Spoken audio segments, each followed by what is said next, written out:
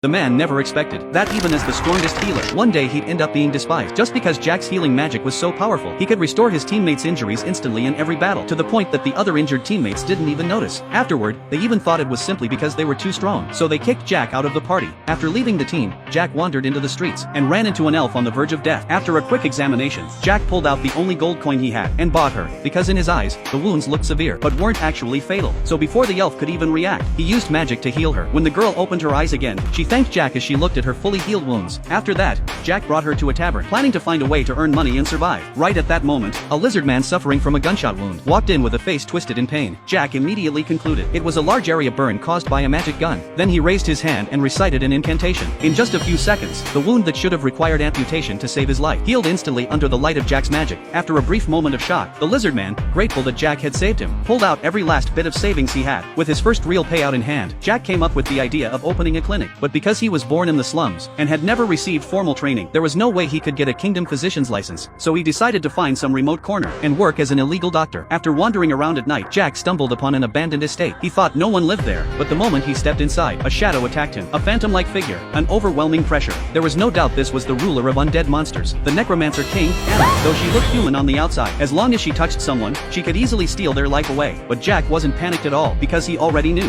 his healing magic dealt extraordinary damage to undead creatures. Anna refused to believe it and tried again, but the hundreds of undead she summoned were wiped out in an instant. Jack didn't press the attack when he saw that. He said he was only looking for a place to live. Seeing he had no ill intent, Anna agreed to let Jack stay there. The next day, just as Jack was about to open for business, he discovered the lizard man he treated yesterday had shown up at his door. The man begged Jack to treat his older sister and said he was willing to pay a high price. After a quick look, Jack determined her arm had been hit by a magic gun with a poisonous effect, and the bullet fragment left inside would slowly corrode the surrounding muscle tissue. Treating it was simple. Cut off the arm and regenerate it. Sophia found it hard to believe, because she had never heard of anyone who could use magic to regrow severed limbs. As Jack began channeling his magic, her bones visibly grew at high speed. After reconnecting the nerves and rebuilding the arm, Sophia's missing limb grew back successfully. Sophia was stunned. She never imagined Jack's healing magic could be this powerful, so she immediately paid him 100 gold coins as his fee, and said that from now on, whenever members of her group were injured, they would come here for treatment. But that stirred up the werewolf leader's anger, because in the past few days of fighting, he had noticed the lizard man who should have been taken out with serious injuries kept mysteriously coming back the next day at full health. After learning Jack had been secretly healing them the whole time, Lucy, the werewolf leader, decided to get rid of Jack. But to her surprise, ordinary physical attacks couldn't hurt Jack at all. Lucy grew furious at the sight and decided to smash up Jack's clinic first. The commotion quickly woke Anna. Just as she was about to use magic to teach the werewolves a lesson, Jack hurriedly stepped in and stopped her at the critical moment. That was the only reason the werewolves barely escaped with their lives. Seeing this, Lucy assumed Jack was Anna's master, so she immediately led her men to their knees. After all, werewolves were servants of the night folk, so they had an instinctive fear of higher races like necromancers and vampires. And as the master of the necromancer king, Jack was naturally someone they couldn't afford to offend.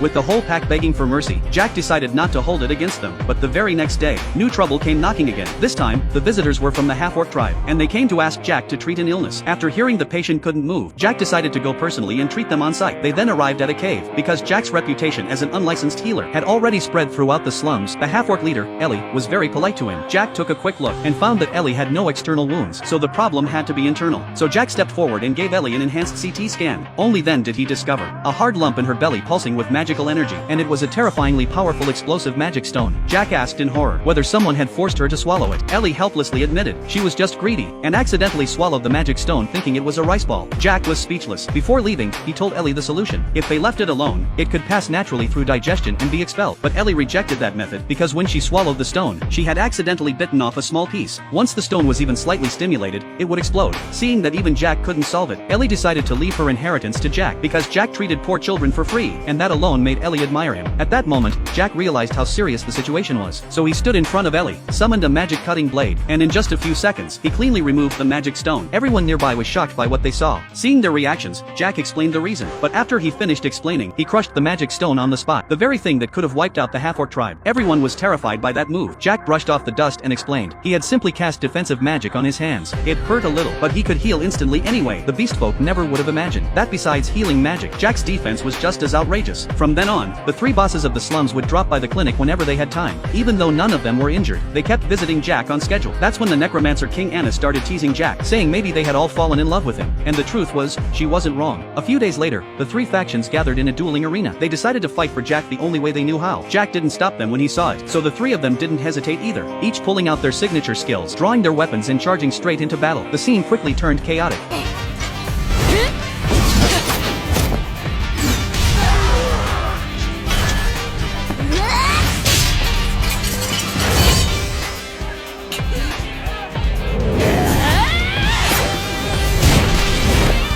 But after all that fighting, the ones who got hurt the most were the underlings on each side. What surprised everyone was that they fought non-stop from daytime all the way into evening, and still couldn't settle it, because no matter how hard they fought, anyone who went down would get back up without pain. Sophia also realized something was off. Her wounds were healing. It was obvious Jack was secretly treating them. As long as anyone on the field got hurt, he would heal them in time, and that meant they would keep fighting forever. Jack's goal was to make the demi-humans understand one thing: fighting like this would never lead to an outcome. A full day of battle also washed away all the hostility in their hearts. Jack took the chance to mediate their relationship, and just like that, the three faction leaders let go of their grudges. They stopped fighting, but the three of them said they still had a shared goal: to compete fairly. But Jack had no idea what they were plotting.